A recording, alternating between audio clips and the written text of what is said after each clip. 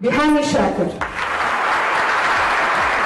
يعني لك اليوم تقديمك لحفل الفنان هاني شاكر، وشو كانت ردة فعلك أول ما عرفتي؟ أكيد كسورية بيعنيني إني أنا رحب بضيف غالي وعزيز على الشعب السوري، وبنفس الوقت كفنانة بيعنيني جدا فنان بحجمه بقيمته بتاريخه الكبير، يعني فنان من الزمن الجميل وعاصر أجيال وأجيال عاصرته وحبته، وشفنا كيف السوريين فرحوا كتير بلقائه بحضوره يعني. من